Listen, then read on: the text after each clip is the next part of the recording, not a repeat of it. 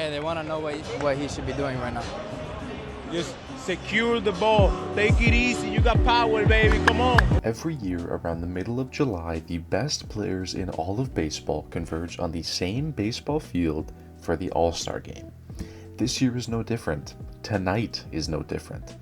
Baseball's best talents like Aaron Judge, Ronald Acuna Jr., Shohei Ohtani, and Vladdy Jr. will take the field at Truist Park in Atlanta for the 2025 All-Star Game. Now, it might not be one of the four guys I mentioned, but somebody playing in the game tonight will win All-Star Game MVP, the award designated for the best performing player during the All-Star Game. First introduced in 1962, the All-Star Game MVP award has been given to some of the best baseball players in history, and it has some awesome stories behind it.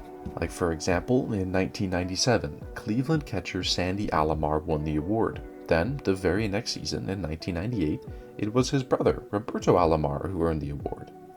Or how about the fact that Mike Trout is the only player in MLB history to win the award in consecutive All-Star games? Or J.D. Drew winning the All-Star Game MVP in 2008, his only career All-Star appearance? Now, we're not here to talk about any of that. Instead, I want to take a look back at the 5 most recent All-Star Game MVPs, revisit why they won the award, and what they've been up to since winning it. Since the 2025 All-Star MVP has not yet been awarded due to the fact that the game hasn't happened, let's jump in the time machine and make the long, arduous journey back to 2024.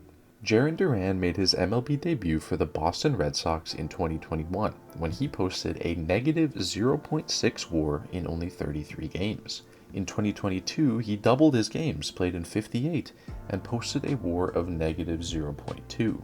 In 2023, Duran finally got his chance to be a mainstay in the Red Sox lineup. In 2023, he played in 102 games and he hit very well. His .295, .346, .482 slash line, 8 home runs and 42 extra base hits in 362 plate appearances was good enough for a 121 OPS plus. Couple his amazing hitting with fantastic outfield defense, and Duran was able to post his first season with a positive WAR, a mark of 2.2. If you were to ask any Red Sox fan when they started to think Duran could be the real deal, chances are they'll tell you sometime during 2023. And while Duran was exceptional in 2023, he saved his true breakout season for 2024. In 160 games in 2024, Duran was as good as it gets. He hit .285 with an OPS of .834. He led the American League in doubles and triples and collected his first 20 home run season. Looking at Duran's first and second half splits from last year, I was honestly blown away by how consistent he was during both halves of the season. He posted almost identical numbers between the first and second half. He made the All-Star team off the back of a sensational month of June, a month in which he hit .360 with 7 home runs and an OPS over 1,000, by far his best month of the season. Now, you don't win the All-Star Game MVP by just simply playing in the game.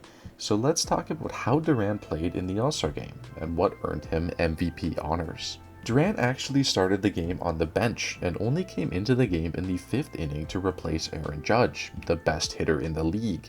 No pressure, kid. In his first AB of the game, in the bottom of the 5th of a 3-3 game, Hunter Green left an 0-1 splitter over the middle of the plate, and Duran didn't miss. Here's a high fly ball off of the bat, and Jarren Duran.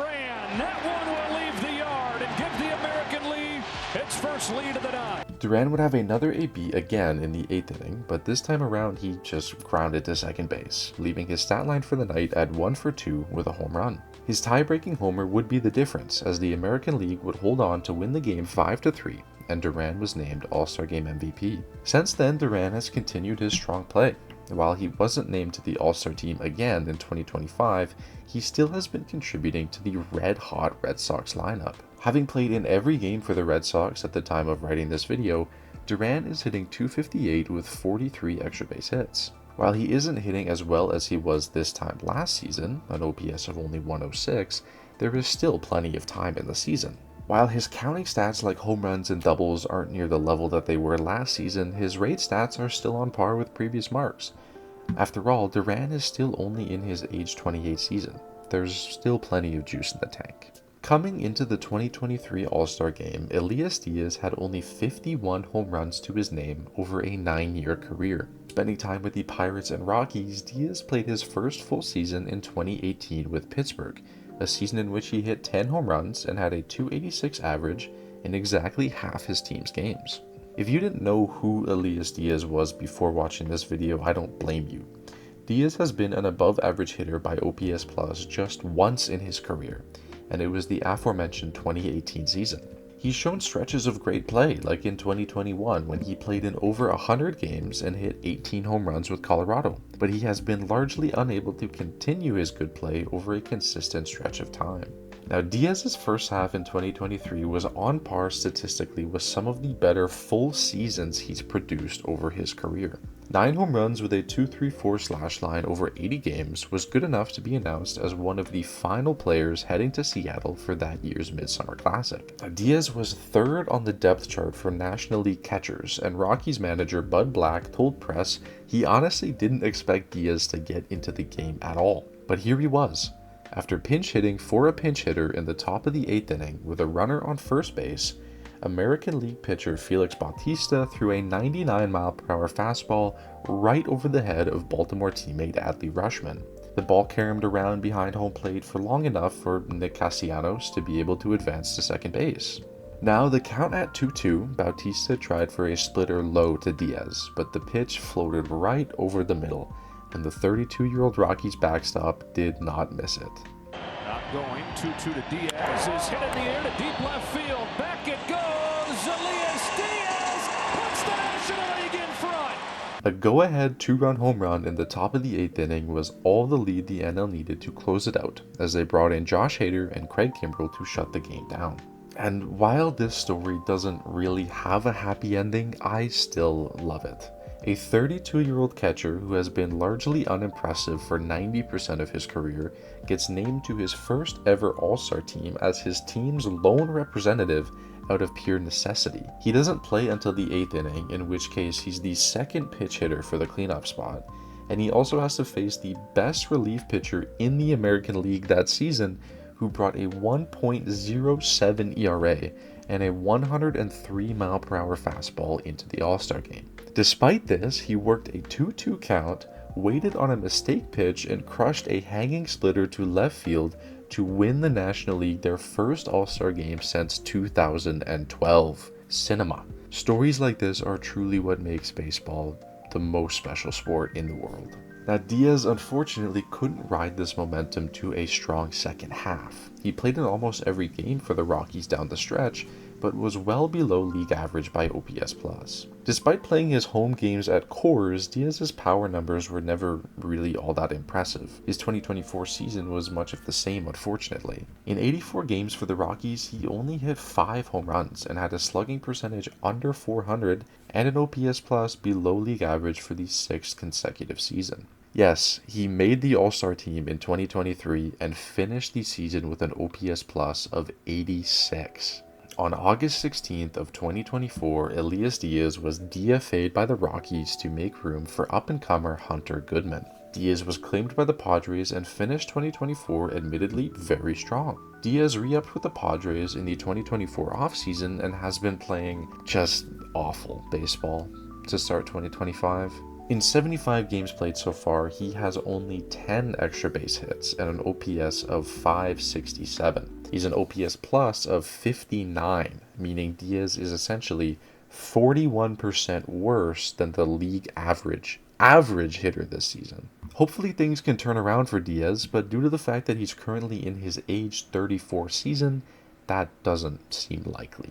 Giancarlo Stanton is the only MVP winner we're going to talk about in this video, having done so in the 2017 season when he hit 59 home runs for the Miami Marlins. Stanton played in 8 seasons for the Marlins and didn't have a bad season with the club. From 2010 to 2017, Stanton played in under 100 games only one time. He played in almost 1,000 games for the Marlins and collected over 260 home runs in his tenure with the club. He was an All-Star 4 times in Miami, but a Silver Slugger only twice. The scouting report on Stanton was, and always has been power.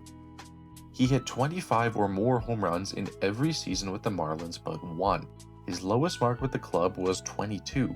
In his rookie season, he had an OPS plus of 130 or higher in 6 of 8 years with the Marlins, and was generally considered one of the most consistent and respected power bats in baseball. Seems like the kind of player the Yankees would be interested in. Following his record-setting 59 home runs in 2017, Stanton was traded to the Yankees for Starlin Castro, Jose Devers, and Jorge Guzman, basically given to the Yankees for free, as was the Marlins' MO at the time. Stanton had an amazing and healthy season for the Yankees in 2018, but would struggle to replicate that feat in the coming years. He missed basically the entire 2019 and 2020 seasons with injury, playing in only a combined 41 games between the two seasons. Now, 2022 was not Stanton's best season with the Yankees, but it is his only All-Star appearance with the team to date, and his first since 2017. In 76 games in the first half of 2022, Stanton struck out a lot and didn't hit for high average, but he did hit 24 home runs and slug .516. Oh my god. Stanton only hit 6 doubles in the first half of 2022, and that's because he was literally hitting the ball so hard that it was either going over the fence or hit too hard for him to reach second in time. Stanton was hitting the ball so damn hard in the first half of 2022 that it was making his stats look worse. While his batting average was only .217 in the first half, he still walked 35 times for an on-base percentage of .319. All numbers good enough for a 119 OPS plus in the first half. Stanton is also the first player we're going to talk about today who started the All-Star game. Hitting 5th behind Vlad Jr. and playing left field, Stanton would strike out in his first debut of the day against Sandy Alcantara. No worries, because he would come up again in the 4th inning versus Tony Gonsolin. Cleveland third baseman Jose Ramirez led off the inning with a single, followed by a Vlad Jr. flyout to center field. Stanton would step into the box with a runner on first. Quickly, Stanton was down 0-2 in the count. Gonsolin tried to back Stanton up with a curveball, but instead put it in probably the worst spot he could have. That ball is hammered to left center field. Goodbye! Tie game. In the AB immediately after, Byron Buxton would give the American League the lead with a solo shot deep to left field. The score would stand at 3-2, and Stanton would be named ASG MVP. The end to Stanton's 2022 season was rough, as he would miss some time with injury in the second half, and when he was on the field, he just wasn't hitting at the same level he was in his phenomenal first half. This would largely be the same story for the next couple seasons of his career. Now, while he hasn't really had a bad season for the Yankees production-wise, he has at times struggled with staying on the field even long enough to be producing. He hasn't played a full season since 2018, and this season, in 2025, he's only played in 20 games after making his season debut in late June. There's no question that Stanton, even when healthy, has not been the player for the Yankees that he was for the Marlins. But for the first half of 2022, Yankees fans got to enjoy something really special from Giancarlo Stanton. Vladimir Guerrero Jr. was the best hitter in baseball in the 2021 season. Full stop. He led the league in runs scored, home runs, on-base percentage, slugging percentage, OPS, OPS plus, ROBA, and total bases, all in only his age 22 season, his 3rd full season at the MLB level. Vladdy no doubt would have secured MVP honors for his record-setting 2021 season were it not for the first of many Shohei Ohtani unicorn seasons. I don't even feel like I need to go over his first half splits from 2021 because the numbers are so good. I don't feel like I can describe them enough to you, but I'm going to try anyway. 87 games, 105 hits, 28 home runs, 1.2 strikeout to walk ratio, 332 batting average, 430 on base percentage, 658 slugging percentage, and a 1089 OPS plus with 208 total bases. Unbelievable. 2021 was Vladdy's first All-Star appearance, and was it well deserved? Vladdy was the best hitter in baseball for the entire 2021 season, and it really wasn't close. In his age 22 season, Vladdy set several career high numbers that he still hasn't reached in 4 years since, and his fantastic play from the first half of the season translated well into the All-Star game. Vladdy was hitting 2nd in the order this year, and in his first AB against now teammate Max Scherzer, Vladdy grounded out to second base. However, in the third inning against Corbin Burns with 2 outs and a 1-1 count, Burns left a cutter right in Vladdy's sweet spot, and my Pookie Bear sent the baseball a long, long way. Yeah! Goodbye! Wow! Guerrero Jr. has doubled the lead.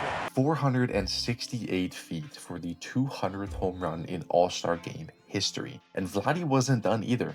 Coming back up again in the fifth against Taylor Rogers with runners on the corners, Vladdy would drive in his teammate Teoscar Hernandez with a tapper to the second baseman for an RBI fielder's choice. Vladdy's clutch homer and a 2 RBI performance would be enough to make him the first Blue Jay in history to win ASG MVP. The second half of Vladdy's 2021 was a lot like his first. Like I already mentioned, Vladdy was the best hitter in baseball for all of 2021. He would have won MVP in literally any other year that Shohei Ohtani did not pitch in, and he brought the Blue Jays to within 1 game of their first playoff berth since 2016. Since then, he's been playing a little bit worse every season. Now, while he hasn't had a bad season by any means, there have been stretches, particularly in 2022 and 2023, where Vladdy hasn't really looked like himself. His biggest strength as a baseball player is his ability to pull fly balls and send baseballs long distances. But the Blue Jays coaching staff was pushing a more opposite field line drive mindset on the team for lots of 2022 and 2023.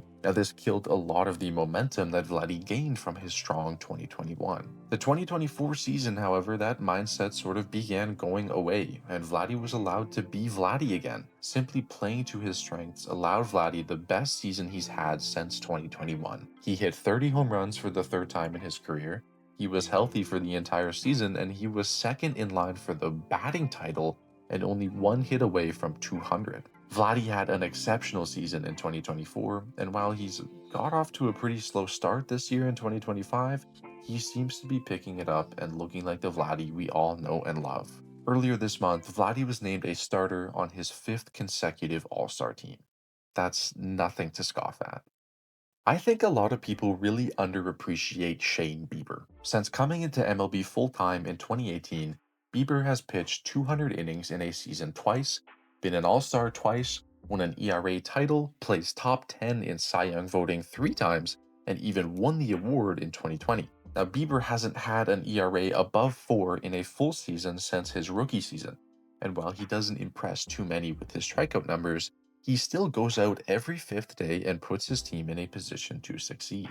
I think the main issue with Shane Bieber is that he has a reputation for being, quote, the worst player to do the best things. And what I mean by that is that Shane Bieber has done a lot of things that some of the best baseball players in history have done, without being one of the best baseball players in history. For example, Shane Bieber won Cy Young in 2020 for Cleveland with a 1.63 ERA. He led the league in strikeouts, ERA, FIP, ERA+, and had a whip of only 0.86. But he did all that in 77.1 innings because of the shortened 2020 season. And in 2019, he was an all-star with a first half ERA of 3.45 while allowing over a home run per game. Now, this is not all to say that Shane Bieber is a bad Major League Baseball player or is undeserving of his accomplishments, because that's not true. Shane Bieber won the Cy Young in 2020 because he was the best pitcher in the American League in that season.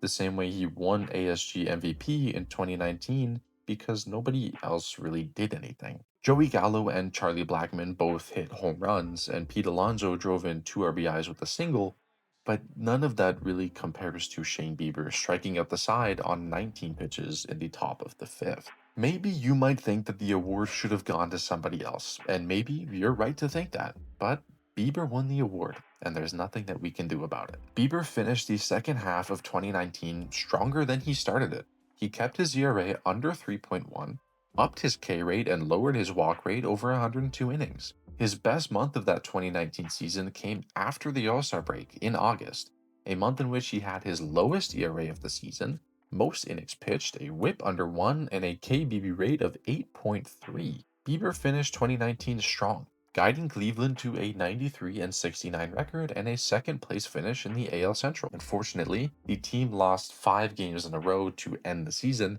and missed the playoffs by 4 games. After 2019, Shane Bieber surely would have been an All-Star again in 2020 if the Midsummer Classic were not canceled due to unforeseen circumstances. He had a phenomenal season that year and won the Cy Young Award, as I've already mentioned. And after the 2020 season, Bieber was able to still be a strong pitcher for the Cleveland staff. He kept his ERA around the high 2s and low 3s while limiting home runs and walks and increasing strikeouts. Bieber unfortunately had to undergo Tommy John surgery in April of 2024, causing him to miss all but 12 innings of that season, and he has yet to make a start in 2025. But as I was literally sitting here writing this segment, it was announced that Bieber was scheduled for his first rehab start on Tuesday, the day that this video comes out. Since his ASG MVP in 2019, Bieber has been a very solid under-the-radar contributor to the Cleveland pitching staff. And unfortunately, he had to undergo major surgery just over a year ago. Due to the fact that Bieber is only 30 years old, I really believe that he will make a comeback into MLB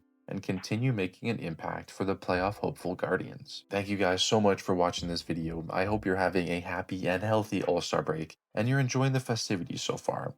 Thank you all for liking and subscribing, and I will see you in the next one.